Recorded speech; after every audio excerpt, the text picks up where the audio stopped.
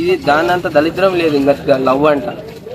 ఈరోజు రేపు మనం ఇద్దరం మాట్లాడుకుంటుంటేనే నీ మీద నాకు అనుమానం, నా మీద నీకు అనుమానం, నా మీద నీకు అనుమానం ఉంది, నీ మీద నాకు అనుమానం ఉంది. అట్లా అనుమానం పెట్టుకొని ఎంతో మంది విడిపోతుండ్రు, సూసైడ్లు చేసుకుంటుండ్రు, చంపేసుకుంటుండ్రు.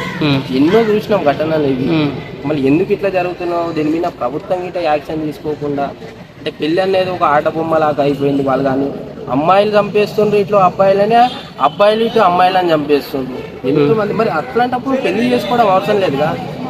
నీ బతికేదో నువ్వు బతుకు కదా, సింగిల్గా నన్ను వండుకుంటా, అమ్మాయి కానీ అబ్బాయి కానీ.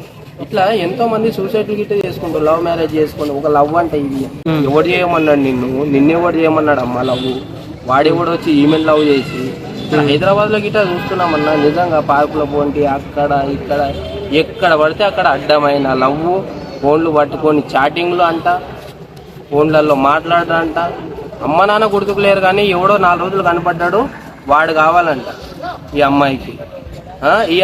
ఈ అబ్బాయికి 4 రోజులు అమ్మాయి కనిపించింది, దేవత అమ్మాయి. అమ్మాయిని తప్పితే వేరే అమ్మాయిని పెళ్లి చేసుకుని. సరే పెళ్లి చేసుకున్నా సరే సంసారం కరెక్ట్గా చేస్తుండ్రా, మధ్యలోనే విడిపోతుండ్రు, ఆత్మహత్యలు. అయితే అమ్మాయిని చంపేస్తాడు, లేకపోతే అబ్బాయిని చంపేస్తాడు. ఇది కాదు కదా. నువ్వు సింగిల్గా ఉండాలని సింగిల్ ఉండుకో. సో అట్లనే రీసెంట్గా చూసుకుంటే ఒక వైఫ్ వాళ్ళ హస్బెండ్ కిడ్నీ అమ్మేసి వచ్చిన 10 లక్షలు తీసుకొని వాళ్ళ ప్రియుడితో వెళ్ళిపోయింది. సో దాని మీద మీ ఒపీనియన్ ఏంటి? ఒకటి అన్న ఏంటంటే చాలా మంది మోసపోతుంది. తెలివి లేనితనం, తక్కువతనం, మందు మార్పిడులు పెట్టి, లేదంటే ఆయనను కోమాలోకి వెళ్ళిపోయిన తర్వాత కిడ్నీలు తీసుకొని అమ్ముకోవడం. ఇప్పుడు ఇదే చూస్తున్నాం. ఇంకా రాబోయే జనరేషన్లో ఇంకేం చూస్తామో అంత భయంకరంగా ఉంది. నేనేమంటానంటే మీతోటి ఒళ్ళ కాకపోతే విడిపోండి, విడాకులు తీసుకోండి అంతవరకే. కానీ ఒక మనిషిని చంపడం ఎందుకన్నా? ఆయన భవిష్యత్తు ఇంకా ఎంతో ఉంటుంది. నువ్వు ఇప్పుడే ఆయన భవిష్యత్తుని చంపేస్తే నువ్వు రాబోయే రోజుల్లో ఇంకా ఎన్ని ఘటనలు జరగవచ్చు ఇటువంటివి.